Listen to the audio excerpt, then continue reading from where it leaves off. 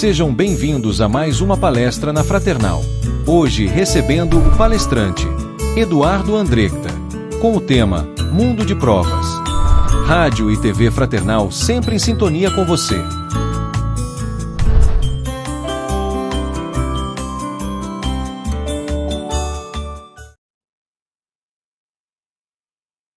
Olá, amigos, olá, irmãos, que a paz e a luz de Jesus estejam com cada um de nós, em nossos lares e junto dos nossos familiares. Toda vez, meus amigos, que a gente olha para o céu noturno e que a gente vê, todas aquelas estrelas que tanto nos encantam, que a gente se admira, é uma forma da gente sentir mais, de alguma maneira, Deus, a presença de Deus, a grandeza de Deus. A gente também precisa considerar todos esses astros, eles não estão ali, no firmamento, no céu noturno, apenas para recrear as nossas vistas. E por que isso, meus irmãos? Por que a gente tem essa certeza? Por exemplo, porque a maioria deles a gente não vê. A gente vê um conjunto mais restrito, um conjunto mais grosseiro. A grande parte das estrelas, dos astros, das galáxias que existem no universo, a gente nem sequer vê. Então, tem uma finalidade mais séria todos esses corpos da criação presentes no céu noturno. A Terra, podemos considerar, ela é como se fosse um pássaro no céu. O pássaro, quando está voando, ele tem uma boa visão do céu, mas ele não vê, digamos assim, todo o espaço que ele está inserido. A Terra seria, portanto, um pássaro no céu. Ela tem uma boa visão do espaço, mas a maior parte não é possível a gente ver aqui do nosso planeta. Pois bem, meus irmãos, isso, esse tipo de reflexão, leva, por exemplo, a gente considerar pensamentos como do grande astrônomo Carl Sagan, que diz que se não existir vida fora da Terra, o universo, portanto, será um grande desperdício de espaço. Então, esses pensamentos, têm toda uma lógica e vão de encontro com muito do que a gente aprende dentro da doutrina espírita. Muito antes desse astrônomo Carl Sagan, nós vamos ver o Santo Agostinho, no Evangelho segundo o Espiritismo, lá no capítulo 3, há muitas moradas na casa do meu Pai, dizendo, bem dizer, a mesma coisa. Quando, na última mensagem desse capítulo, Instrução dos Espíritos, o Santo Agostinho vai nos dizer: ora, como é indigna a ideia que se faz do Criador ao considerar que toda a sua providência, digamos assim, para a geração de vida, estaria concentrada somente nesse nosso planeta, que é como se fosse um grão de areia no deserto. E antes ainda da codificação, nós vamos ver Jesus, há 2000 anos atrás, dizendo para a gente, há muitas moradas na casa do meu Pai, antecipando aquela época o nosso conhecimento sobre vida inteligente fora do nosso planeta. Mas observemos, o que Jesus nos disse antes disso, conforme está registrado no Evangelho de João? Jesus nos disse: não se turbe o vosso coração. Credes em Deus e crede também em mim. Há muitas moradas na casa do meu Pai. Como que a nos dizer Eu sei que você está sofrendo. Eu sei que você está passando por uma dor.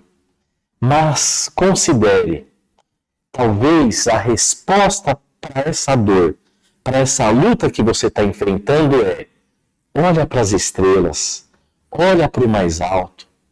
Essa luta que você está passando está te preparando, está te aprimorando para estágios superiores que você está destinado, que todos nós estamos destinados.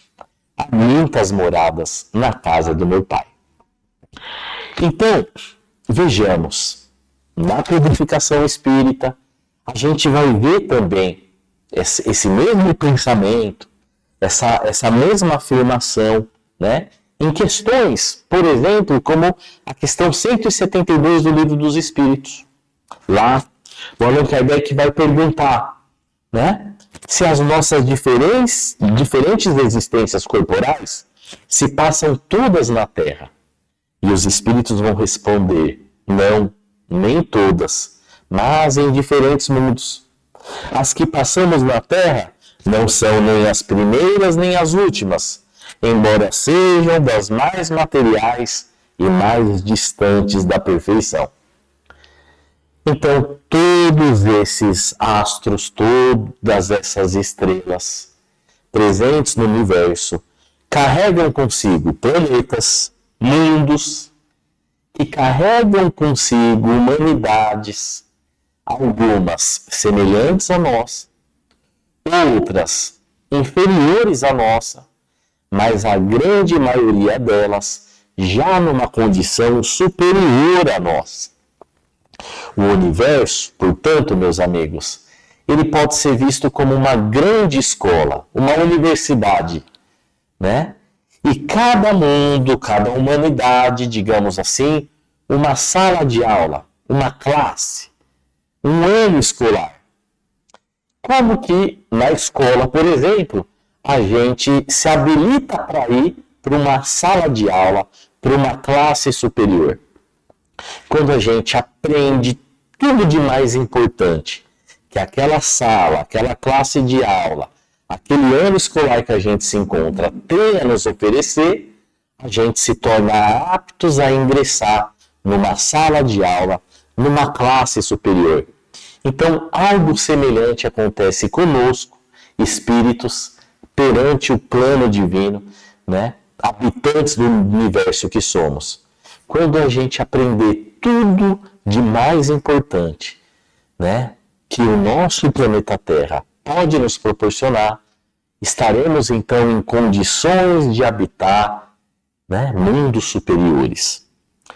Os mundos, portanto, né, são estações em que os espíritos encontram os elementos de progresso proporcionais ao seu adiantamento. E o Allan Kardec, olhando para toda essa realidade, para todas essas revelações que os espíritos trouxeram para nós na doutrina espírita, pedagogo, né, educador que era, nos propôs, para facilitar o nosso entendimento, uma classificação de todos esses mundos, de todas essas humanidades, em 5 categorias, que não é uma classificação absoluta, né? Mas que tem o objetivo de facilitar a nossa compreensão, né? Como uma forma da gente visualizar melhor todos esses diferentes níveis de mundos que existem no nosso universo. A humanidade, portanto, né, habita todos os mundos do universo. Em cada mundo, a constituição ali da forma corpórea dos espíritos vai depender da natureza daquele mundo, né, dos elementos químicos daquele mundo em específico, mas a forma é sempre esse padrão humano, essa forma humana, que é o que está lá na doutrina espírita, né? E quais são essas 5 classes de mundos que o Allan Kardec nos apresentou? São dos mundos inferiores para os mundos superiores. Nós temos a primeira classe, os mundos primitivos. Depois, os mundos de provas e expiações. Na sequência, os mundos de regeneração. Depois, os mundos felizes. Por fim, a última classe, né, a classe mais superior, os mundos celestes ou divinos. Vamos dar uma passada rápida em cada uma dessas classes. Então, os mundos, né, mais inferiores são os mundos primitivos. São as primeiras encarnações da alma humana, né? As primeiras encarnações na condição de humanidade de um espírito.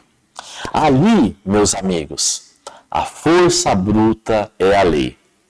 São mundos carentes de invenções, carentes de indústrias, mas o espírito já tem, desde ali, de mundos primitivos, uma vaga intuição de um ser supremo, de Deus.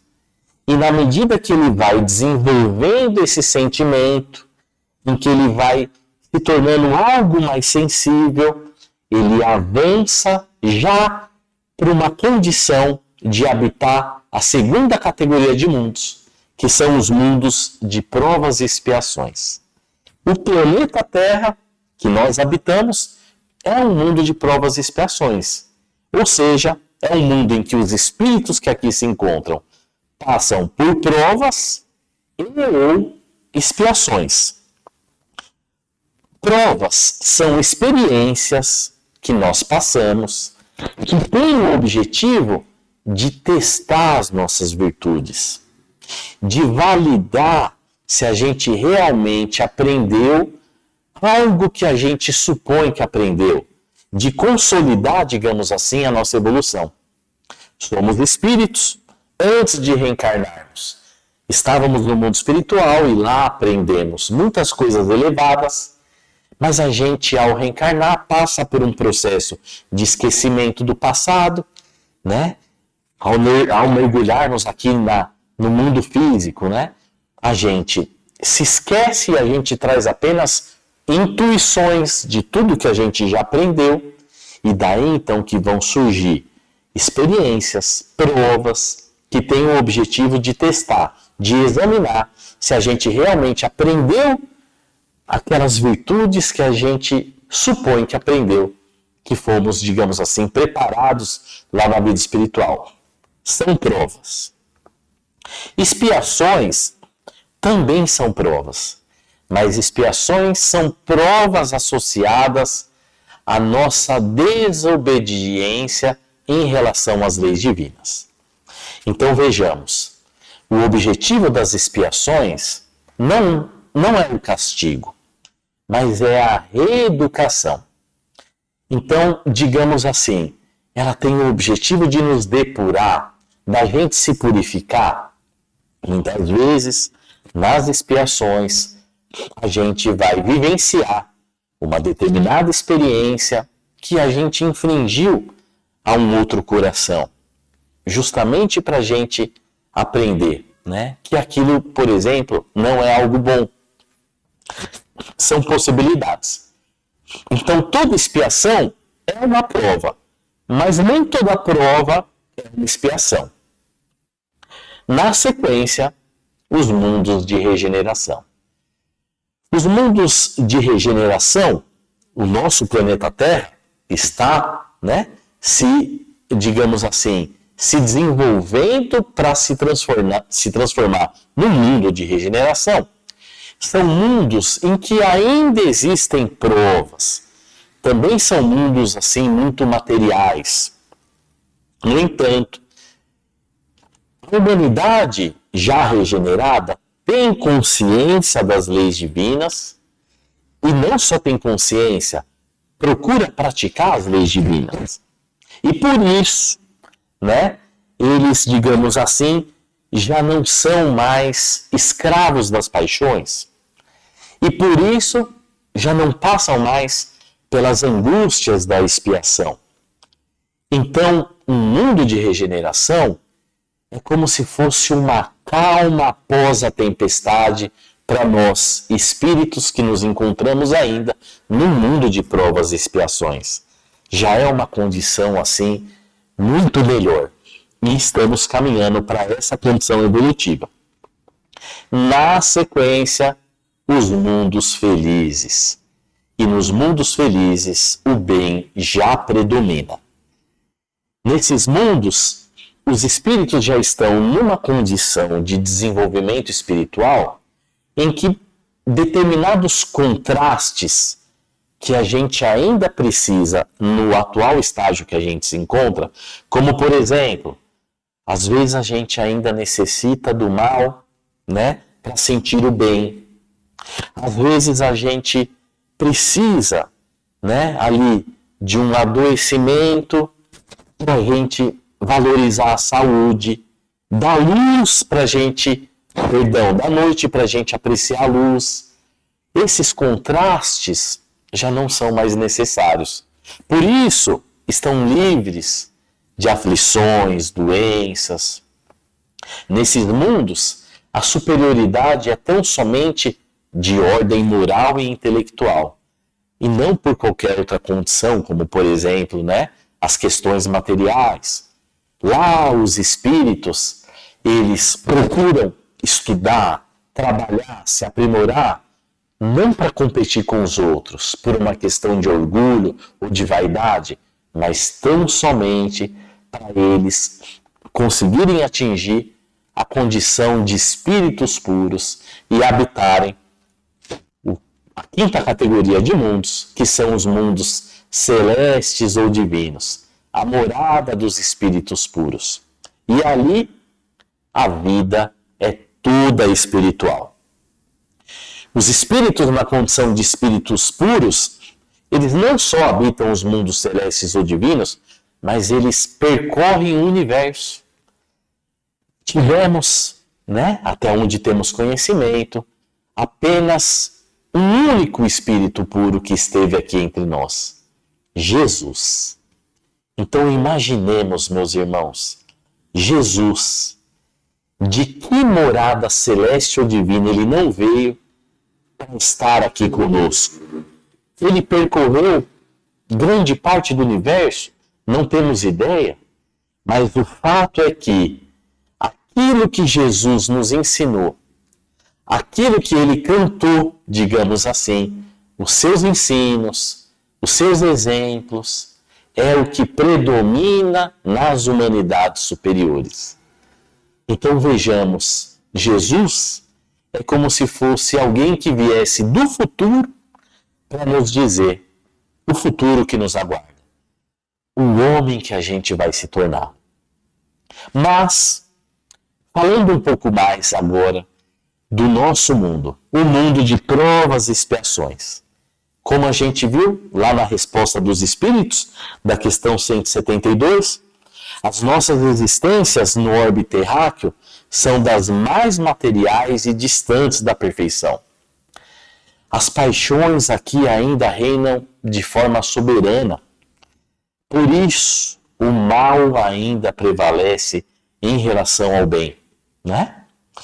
E daí, meus irmãos, que se a gente pudesse trazer uma palavra que resume de uma forma assim, né, mais ampla, uma característica dos espíritos que habitam o mundo de provas e expiações, a gente pode dizer que é a rebeldia.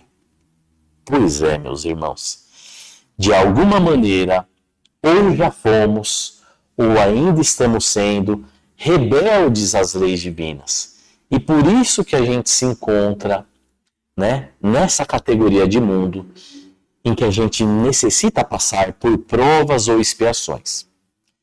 E uma vez que a gente é rebelde às leis divinas, que a gente, digamos assim, é delinquente e infringe as leis divinas, duas outras questões acontecem.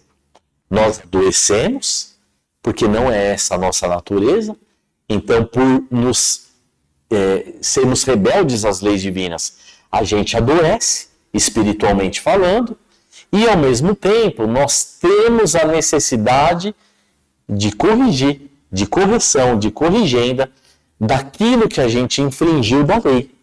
Por isso Allan Kardec vai dizer que o planeta Terra, ele é uma escola, mas ele também é considerado um hospital e uma penitenciária. Por quê?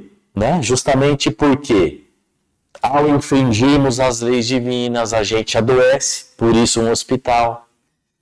Ao infringirmos as leis divinas, a gente tem uma necessidade de correção, de corrigenda, por isso uma penitenciária.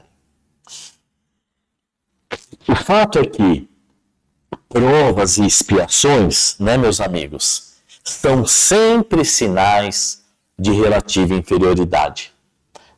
Porque aquilo que é perfeito não precisa ser provado. E essas provas que a gente vem aqui passar, muitas vezes a gente participa de alguma maneira, a gente propõe parte dessas provas, do gênero de provas que a gente vai passar no planejamento da nossa reencarnação lá no mundo espiritual. Por isso que está na questão 258 do Livro dos Espíritos, a seguinte resposta dos Espíritos: que o próprio Espírito escolhe o gênero de provas que há de passar, e é justamente nisso que consiste o seu livre-arbítrio. Olha que interessante. O nosso livre-arbítrio, ele é sobretudo exercido no mundo espiritual, escolhendo o gênero de provas que a gente vai passar. Existem outros tipos de reencarnações, que são, digamos assim, diferentes dessas em que a gente, de alguma maneira, participa e propõe alterações, daquilo que os nossos mentores, que nos amam e auxiliam na direção dos nossos destinos, vêm e nos apresentam do que é de mais importante para a gente vivenciar antes de cada reencarnação.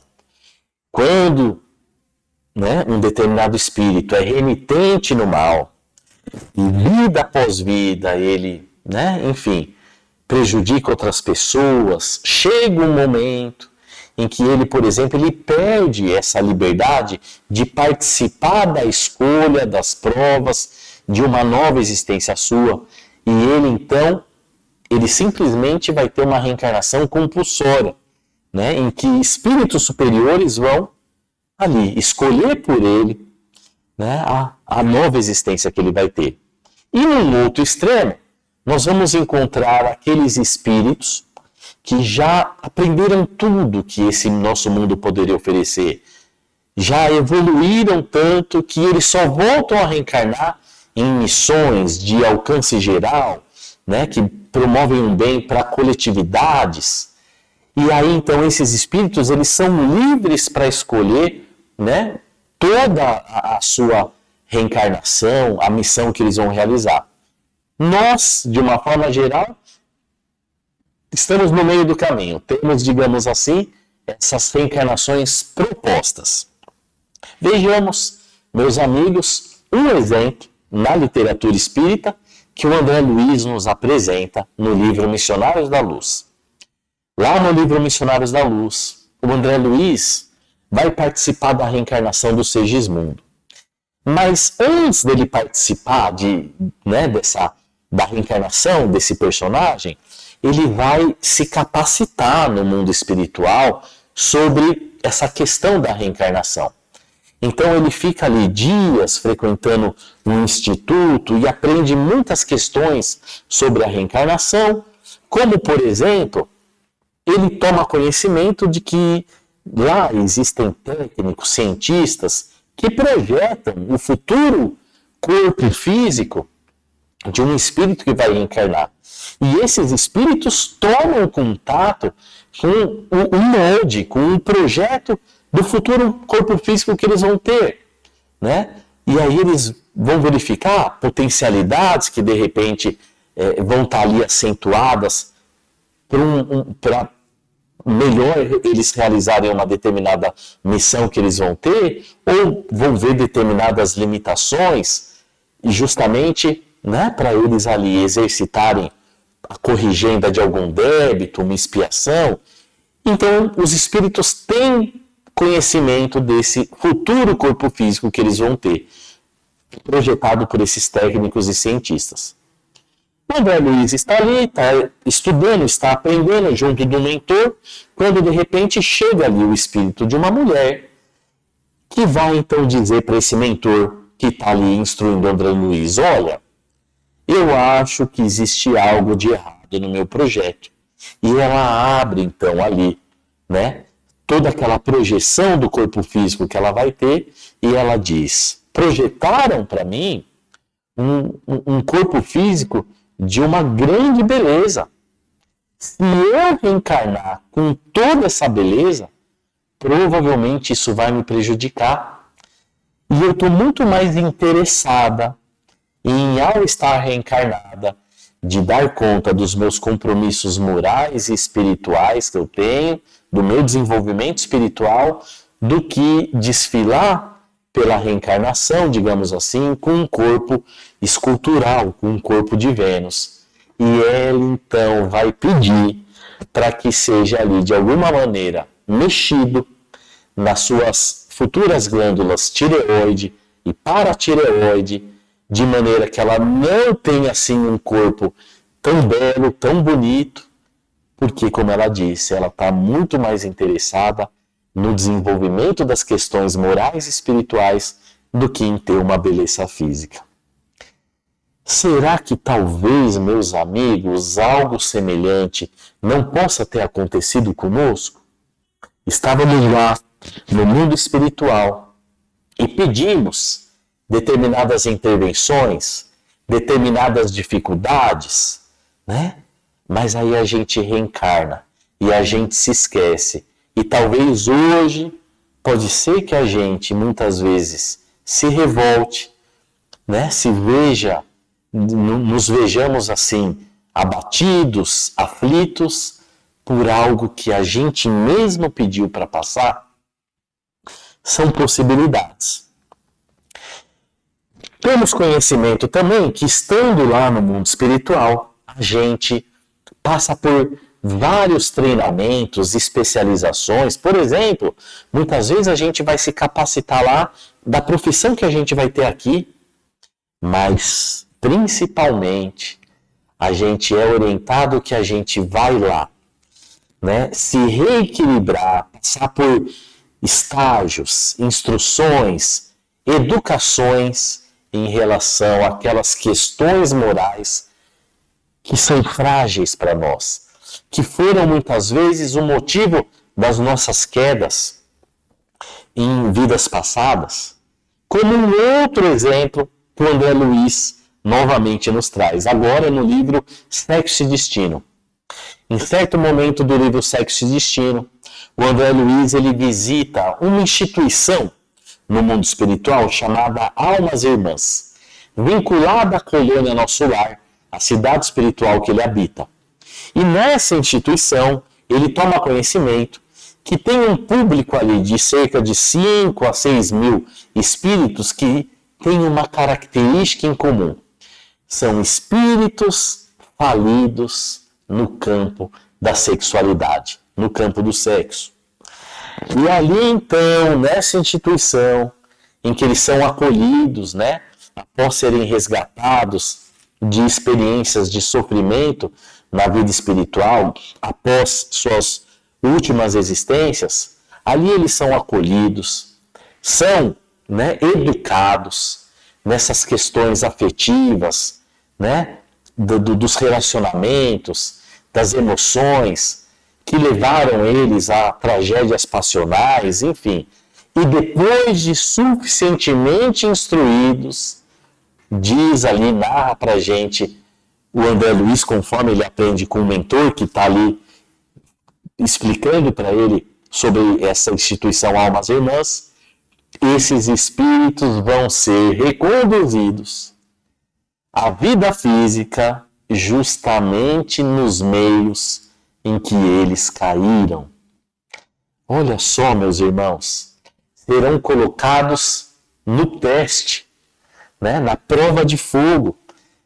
justamente aquelas situações que são tão delicadas para eles, de alguma maneira, voltarão a procurá-los, né, a tentá-los, justamente para ver se eles agora, né, aprenderam aquelas virtudes que eles necessitam, que eles foram instruídos na espiritualidade, que eles supõem que aprenderam, né? Vejam, ali então eles vão passar por tentações, seduções, né? E tá tudo certo, digamos assim. Será que algo semelhante também não possa estar acontecendo conosco? Será que uma determinada situação em que a gente tem muita fragilidade, está sempre nos procurando, está sempre nos buscando, nos tentando, justamente porque é das coisas mais importantes que a gente veio fazer aqui, é a gente, né, verificar se a gente realmente se equilibrou em relação àquela questão, àquela fragilidade que a gente tinha, se a gente sublimou aquela questão, se a gente aprendeu aquela virtude que a gente supôs que aprendeu, né? São possibilidades, meus irmãos. O fato é que, aqui, na vida material, no mundo de provas e expiações, somos colocados num meio rude, onde a gente vai aprender a dominar as nossas paixões e, ao mesmo tempo, a desenvolver a nossa fraternidade. Por isso, meus irmãos, não condenemos a terra pelo desequilíbrio de alguns. Meditemos quantos corações aqui não se encontram sofrendo, lutando, né, por um futuro melhor. E se a gente fosse imaginar, antes da gente reencarnar, se a gente tivesse a oportunidade de ter um diálogo com Jesus, o que será que Jesus nos diria para nós? Qual será que seria o pedido de Jesus antes da gente voltar aqui no planeta Terra? E a gente vai encontrar essa resposta numa história que o irmão X nos conta no livro chamado Cartas e Crônicas, uma história chamada A Petição de Jesus, e que é uma resposta para cada um de nós. Diz o irmão X que Jesus se encontrava assim, retido por grandes deveres junto da multidão, e pediu a Simão Pedro num gesto de bênção: Pedro, peço-te, vá à casa de Jeremias para ajudar a sua filha. Sara está prostrada no leito, tem a cabeça conturbada e o corpo abatido. Vai sem delonga, ora ao lado dela, e o Pai, a quem rogamos apoio, socorrerá a doente por tuas mãos. Na manhã seguinte, ensolarada, Pedro se colocou em marcha, entusiasmado, sorridente, com a perspectiva de servir. À tarde, quando o sol cedia às últimas posições à sombra noturna, vinha ele de retorno, mas enunciando inquietação e pesar no rosto áspero. Ah, Senhor, disse ao mestre, todo esforço baldado, tudo em vão. E Jesus então perguntou, como assim? E o apóstolo explicou amargamente, a casa de Jeremias é um antro de perdição. E de entrada, dei com ele bebericando vinho num paiol. Não parecia um patriarca, e sim um gozador desavergonhado. Sentava-se na palha de trigo e, de momento a momento, colava os lábios ao gargalo de pesada botelha, desferindo gargalhadas, ao pé de serva bonita e jovem, que se refestelava no chão, positivamente embriagada. Ao receber-me, começou perguntando quantos piolhos trago à cabeça e acabou mandando-me ao primogênito.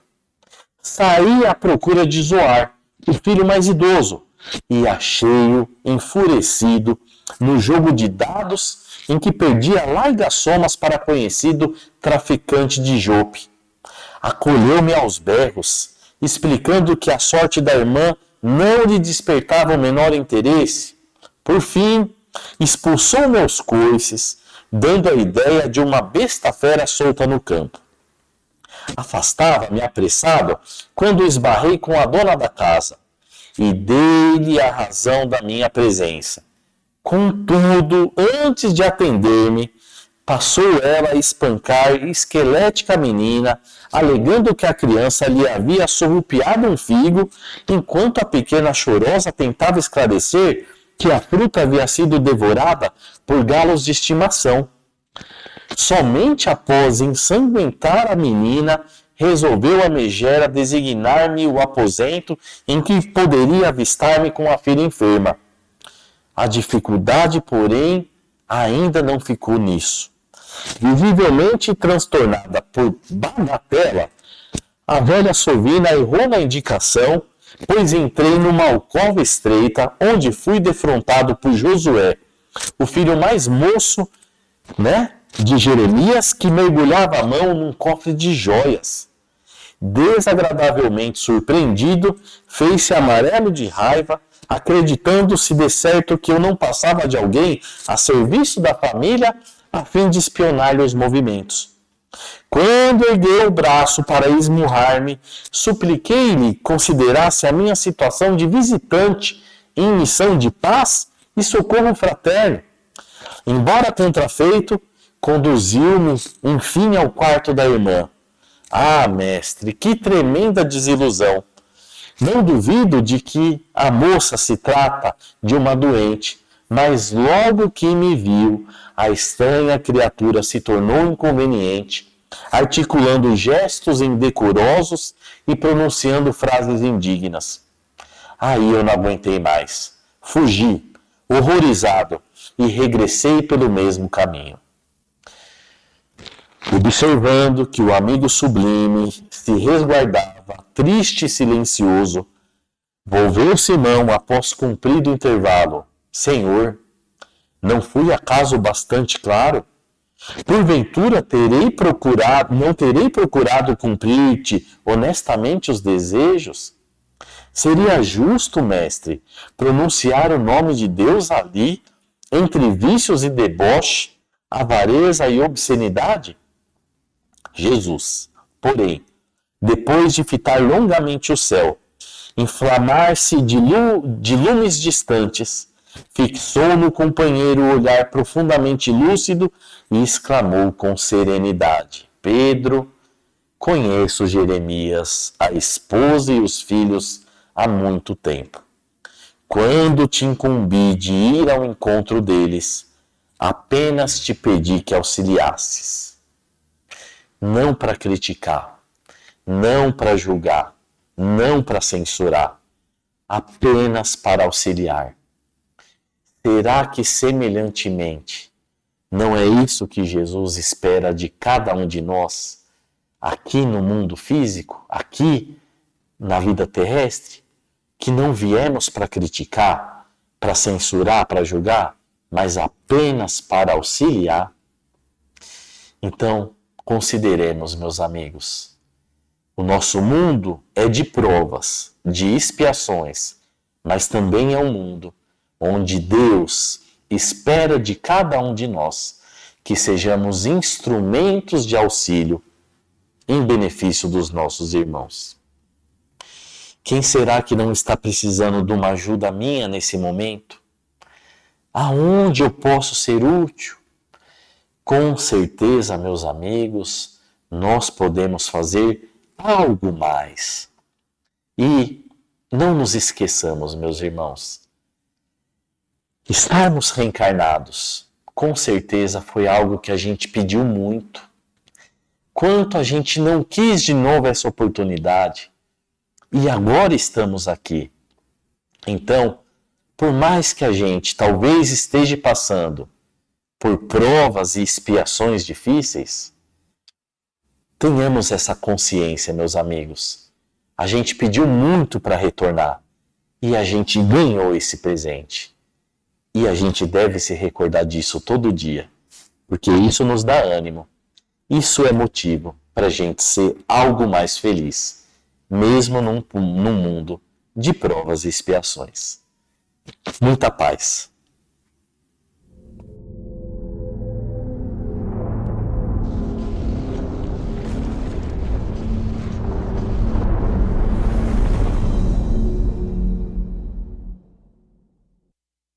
Acabamos de apresentar mais um programa Palestra na Fraternal. Sempre uma palestra diferente com temas ligados à doutrina espírita. Assista pelo YouTube, pela TV Fraternal e também no Facebook.